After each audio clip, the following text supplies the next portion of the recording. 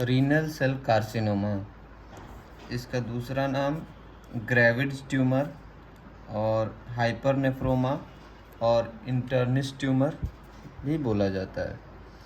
ये renal cell carcinoma unit 2011 में long question में पूछा गया था और इसके में लॉन्ग क्वेश्चन में था क्लिनिकल फीचर और मैनेजमेंट के बारे में पूछा गया था। इसका ग्रेविड्स ट्यूमर, हाइपरनेफ्रोमा और इंटर्निस ट्यूमर क्यों बोला जाता है? क्योंकि मेजॉरिटी ऑफ द टाइम क्या होता है कि डॉक्टर मेडिसिन में भी ये पेशेंट आता है और मेडिसिन से के डॉक्टर इसको रेफ़र करते हैं सर्जरी में ताकि सर्जरी करवा ले। इसको also called as renal adenocarcinoma. ठीक है, इसका जो है सबसे पहले इंट्रोडक्शन कर लेते हैं। तो renal cell carcinoma is the most common solid neoplasm of the kidney. Bailey का लाइन है ये कि renal cell carcinoma is the most common solid neoplasm of the kidney. Solid neoplasm, ठीक है। It accounts for around 90% of renal tumours, ठीक है, and constitute about 2 to 5% of all cancers in adult men and 1 to 3% in adult women. और अभी recently इसका study source करता है कि इसका इंसिडेंस इंक्रीज़ किया है रीनल सेल कार्सिनोमा का, और ये जो है स्पोरेडिक हो सकता है और फैमिलियल भी हो सकता है। ठीक है, इतना मोस्ट इम्पोर्टेंट इटियोलॉजी में रिस्क फैक्टर में सबसे मोस्ट इम्पोर्टेंट क्या क्या चीज़ है? तो सिगरेट स्मोकिंग है, ओबेसिटी है और हाइपरटेंशन है। मोस्ट इम्पोर्टेंट रिस्क फैक्टर्स है। बाकी थोड़ा बहुत लेस इम्पोर्टेंट्स में diabetes mellitus, tobacco intake, thorotrast exposure जो कंट्रास्ट मटेरियल यूज़ किया जाता है सीटी स्कैन करने के लिए, और इंक्रीज प्रोटीन इनटेक भी रिस्क फैक्टर है। ठीक है, और नेक्स्ट है डाइज वगैरह, पेट्रोकेमिकल्स वगैरह, डायूरेटिक्स, ये सब रिस्क फैक्टर है। ठीक है, नेक्स्ट अगर लॉन्ग टर्म हीमोडायलिसिस पे पेशेंट है वो भी रिस्क फैक्टर है, एटियोलॉजी में आएगा। अब क्लिनिकल प्रेजेंटेशंस कैसा होगा पेशेंट का? तो सबसे पहले क्लिनिकल फीचर्स से बात करने से पहले एक एसोसिएशन ऑफ सिंड्रोम्स एक बार देख लेते हैं कि most common von Hippel Lindau syndrome है क्रोमोसोम नंबर 3 पे, वो उसका एसोसिएशन होता है। Clear cell renal cell carcinoma hereditary ये वॉन हिप्पल-लिंडौ सिंड्रोम का VHL जीन जो कि क्रोमोसोम नंबर 3 पे प्रेजेंट होता है, वो क्लियर सेल रीनल कार्सिनोमा के साथ एसोसिएशन होता है, और hereditary papillary renal cell carcinoma के साथ भी इसका एसोसिएशन होता है, जो कि पेपिलरी रीनल सेल कार्सिनोमा में चेंजेस हो जाता है। और दूसरा सिंड्रोम है Birt Hogg Dube syndrome associated with chromophobe renal cell carcinoma. ठीक है, बार्ट-होग-ड्यूब सिंड्रोम ये एसोसिएशन पढ़ लिया। और नेक्स्ट है renal cell carcinoma which is associated with syndromes are usually bilateral and has early onset। अब सबसे पहले types of renal cell carcinoma पढ़ेंगे। ठीक है, तो टाइप्स में मेनली चार टाइप्स होता है, लेकिन एक पांचवा 4 टाइप में क्या है? Clear cell renal cell carcinoma, papillary carcinoma और क्रोमोफोब रीनल सेल कार्सिनोमा और कलेक्टिंग डक्ट और Bellini duct renal cell carcinoma और मेडुलरी रीनल सेल कार्सिनोमा। तो इन सब में सबको एक एक करके देखते हैं क्या क्या है, थोड़ा थोड़ा सा पढ़ लेना। Pathological classification, histological classification type है। तो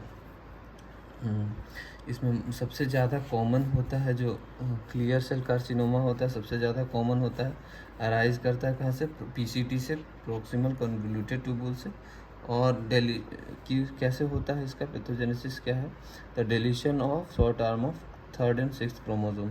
जो 3rd पे जो होता है VHL जीन के साथ एसोसिएशन होता है, जैसे कि अभी बताया मैंने, क्लियर सेल कार्सिनोमा जो है वॉन हिप्पल-लिंडौ सिंड्रोम से एसोसिएशन है इसका। ठीक है, नेक्स्ट है पेपिलरी कार्सिनोमा।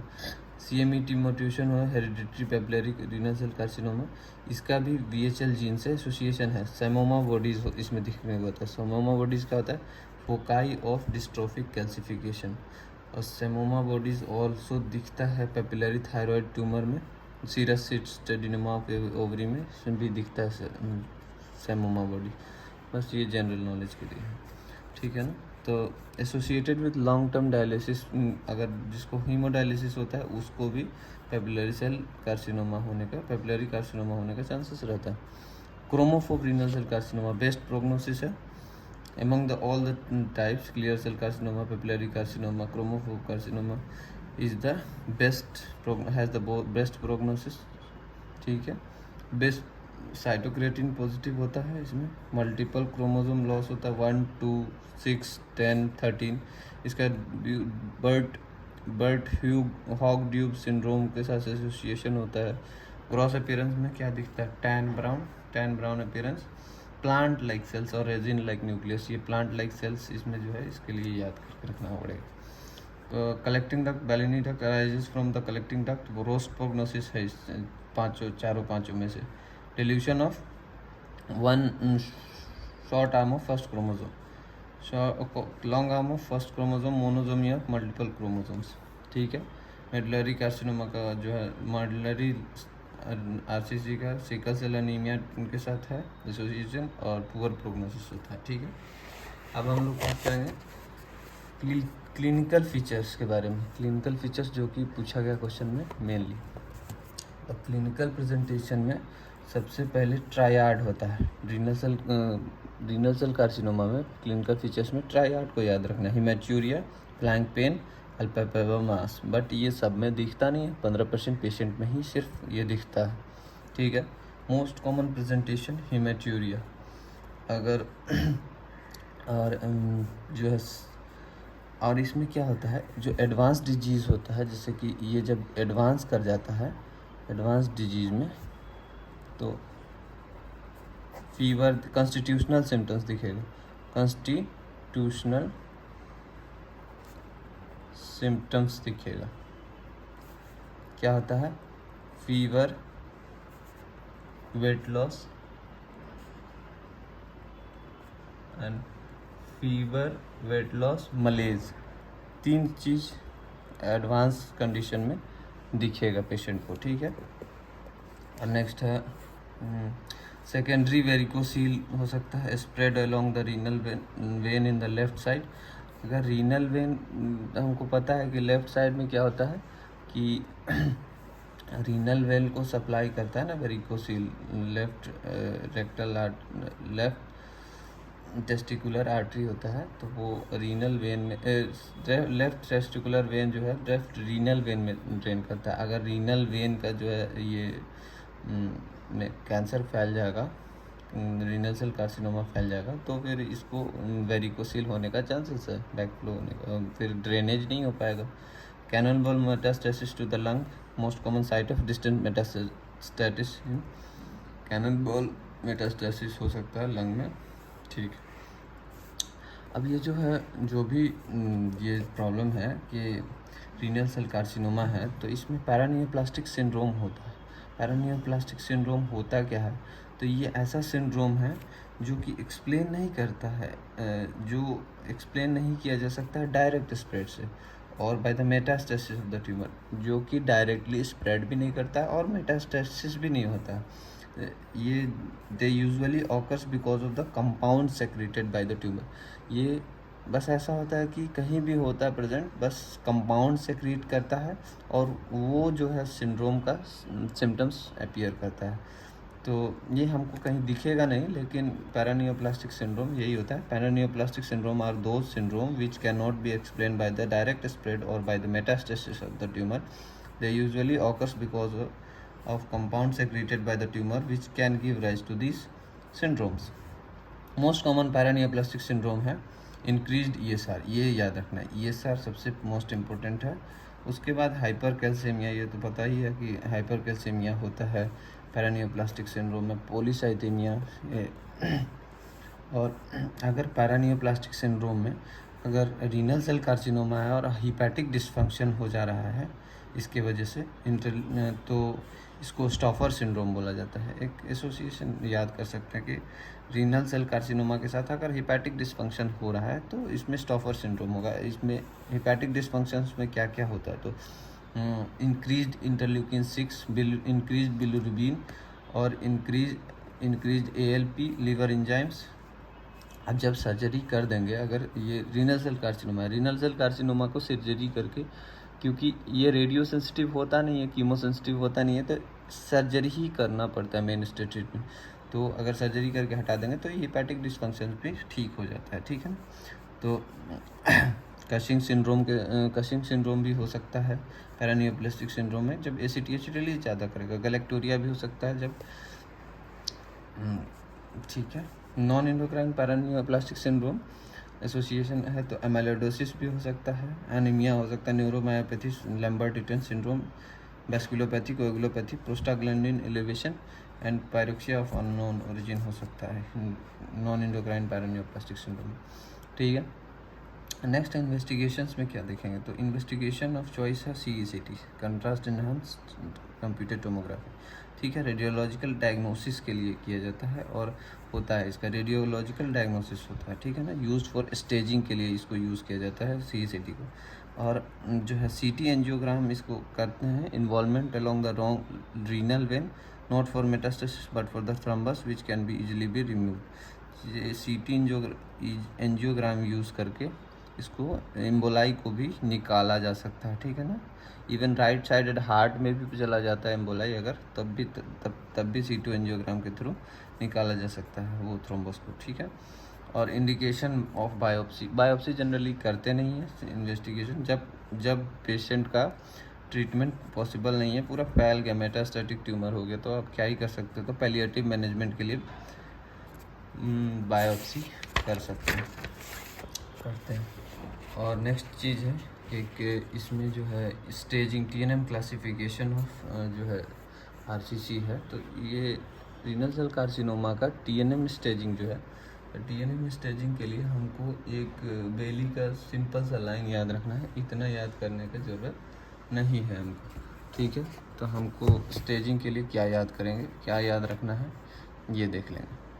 तो हमको स्टेजिंग के लिए देखिए इतना सा हमको याद रखना है बस कि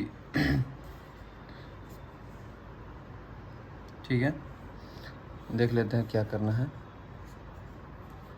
हाँ, तो स्टेजिंग में सबसे पहले staging of the renal cell carcinoma is based on the size, position and lymph node involvement.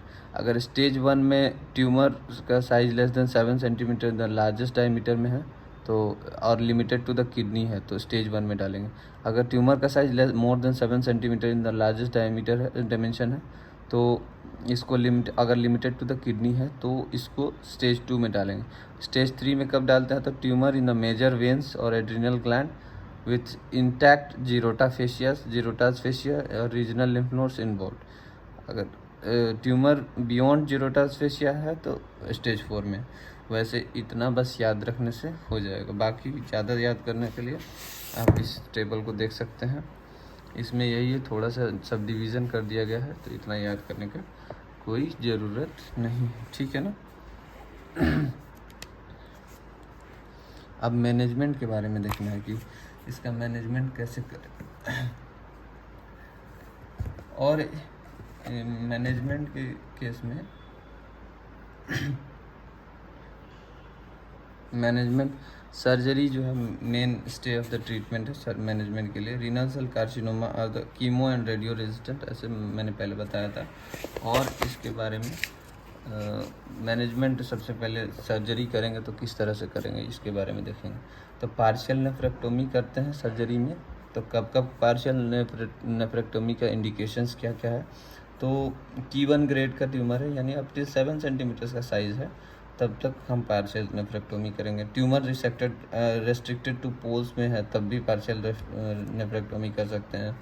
Bilateral tumour है तो हम तो दोनों किडनी को रिमूव नहीं कर सकते ना, तो इसलिए पार्शियल नहीं करना बेटर है। अगर रेडिकल कर दिए तो दोनों किडनी रिमूव करना पड़ जाएगा, ठीक है। रीनल सेल कार्सिनोमा इन्हें सॉलिटरी फंक्शनिंग किडनी, इसमें सॉलिटरी फंक्शनिंग किडनी है, अब एक ही किडनी है तो उसको उसके साथ जो है एक ही फंक्शन कर रहा है तो उसको तो पार्शियली करना पड़ेगा, पूरा कर देंगे तो दिक्कत हो जाएगा। अगर renal cell carcinoma in the kidney where the other kidney is affected by hydronephrosis और स्टोन्स, तो अगर अदर किडनी जो है हाइड्रोनेफ्रोसिस और स्टोन से अफेक्टेड है और हम उसको भी रेडिकली कर दिए पूरा रिमूव तो दिक्कत हो जाएगा, इसीलिए पार्शियल नेफ्रोक्टोमी करते हैं। तो अब नेक्स्ट है radical nephrectomy, removal of kidney with Gerota fascia, paraaortic lymph nodes, ureteric removal till the pelvic brim with और विदाउट इप्सिलेटरल एड्रिनल ग्लैंड इन इप्सिलेटरल एड्रिनल ग्लैंड भी रिमूव कर देते हैं T4 ट्यूमर्स में, ठीक है ना। तो मेटास्टैटिक ट्यूमर्स के केस में क्या करते हैं, डिबल्किंग सर्जरी करते हैं, एमटोर इनिबिटर्स होता है, सिरोलिमस, एवरोलिमस और टायरोसिन काइनेज इनिबिटर्स जो देते हैं उसमें सुनीटिनिब, सोराफेनिब, इंटरल्यूकिन 2 दे देते हैं। और नेक्स्ट है cryo ablation for renal tumours के लिए क्रायो एबिलेशन करते हैं। तो rapid freezing and gradual thawing, temperature 20 degree Celsius causes lethal damage to the cells, ice ball 3 to 5 mm ablative margin, और T1A अगर होगा less than 4 centimetre renal cell carcinoma का size होगा तो where surgery can not be perform, तो cryoablation of the renal tumours दे देंगे। तो मेटास्टेटिक ट्यूमर्स के केसेस में भी क्रायोएबलेशन करते हैं। प्रोग्नोस्टिक फैक्टर है ट्यूमर ग्रेडिंग के लिए, TNM स्टेजिंग के लिए प्रोग्नोस्टिक फैक्टर पता करते हैं, ठीक है। इतना लिख देने से काफ़ी है रीनल इसमें। बैली में तो और भी कुछ दिया हुआ है, जैसे है कि हम लोग ने इन्वेस्टिगेशंस किया, जब इन्वेस्टिगेशंस कर रहे थे तो उस समय में और भी 1-2 लीवर एंजाइम्स वगैरह देख सकते थे, ठीक है। तो इन्वेस्टिगेशंस में क्या क्या देख सकते थे एक बार और थोड़ा सा बैली से देख लेते हैं। तो इन्वेस्टिगेशन में हम लोग को ब्लड काउंट कर सकते थे, ठीक है, CBC करवा सकते थे पेशेंट का इन्वेस्टिगेशन में। और इन्वेस्टिगेशन ESR हमने बताया कि ESR बढ़ा रहेगा। अगर किडनी फंक्शंस कॉम्प्रोमाइज़ है तो सीरम क्रिएटिनिन बढ़ा रहेगा। और लीवर फंक्शन टेस्ट कर सकते हैं, LFT कर सकते हैं investigation, lactate dehydrogenase LDH enzyme देख सकते हैं क्योंकि, और सीरम कैल्शियम देख सकते हैं, सीरम कैल्शियम टेस्ट करवा सकते हैं। कोएगुलेशन